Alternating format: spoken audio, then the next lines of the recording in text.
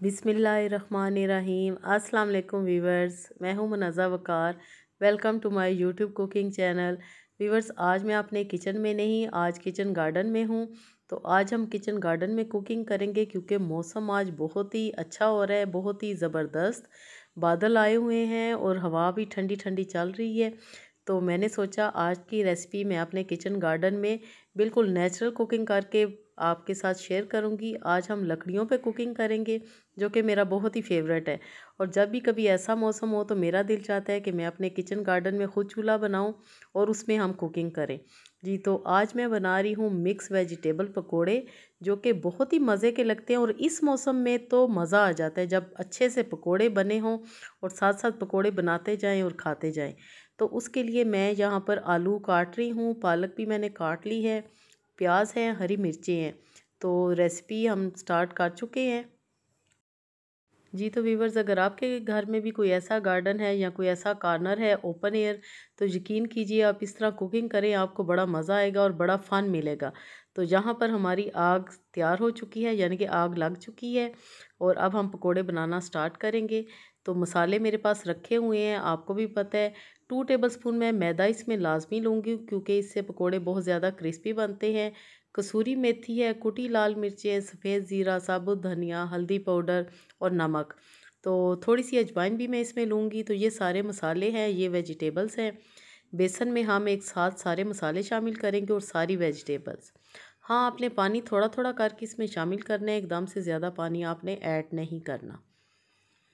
Viewers, अगर आप चाहें तो आप गोल पकोड़े भी बना सकते हैं, इस मौसम में चिकन के पकोड़े भी बना सकते हैं।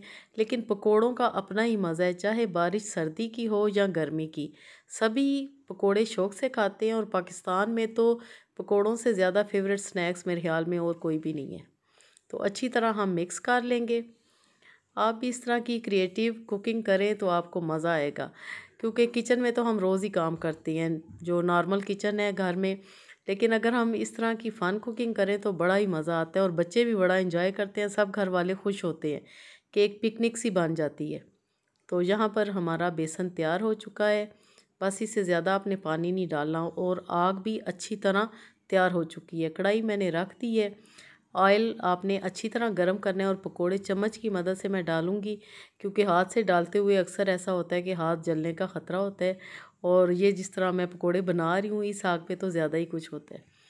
तो यहाँ पर हमारे पकोड़े फ्राई हो रहे हैं और खुशबू बहुत अच्छी आ रही है, साथ साथ हवा भी ठंडी ठंडी चल रही है और सारे घर वाले भी गार्डन में ही बैठे हैं। तो मैंने सोचा कि मैं पकोड़े बनाती हूँ और आप खाते जाएं। तो चाय भी आज हम बाहर ही पियेंगे और इसी चूल्हे पे मैं चाय भी बनाऊँगी। जी, तो पकोड़े तैयार हो चुके हैं। जी, तो व्यूवर्स, अगर आपको मेरा ये आइडिया अच्छा लगे तो काइंडली कमेंट ज़रूर करके बताएं कि आपको मेरे किचन गार्डन में कुकिंग करने का तरीका कैसा लगा। उम्मीद है आपको पसंद आया होगा। तो पकोड़े यहाँ पर रेडी हो चुके हैं, साथ में चिली गार्लिक सॉस भी मैंने रख दी है और ये पकोड़े मिनटों में ख़त्म होंगे। और पहले भी मैं काफ़ी ज़्यादा पकोड़े बना चुकी हूँ, जो कि पता ही नहीं चला। और ये देखें जी, यहाँ पर फिनिश। जी, तो व्यूवर्स, मेरी वीडियो देखने का बहुत शुक्रिया। इस दुआ के साथ इजाज़त चाहूँगी कि अल्लाह पाक हम सब का दस्तरखान हमेशा मसीह रखे। Thanks for watching. अगली वीडियो तक के लिए अल्लाह हाफिज़।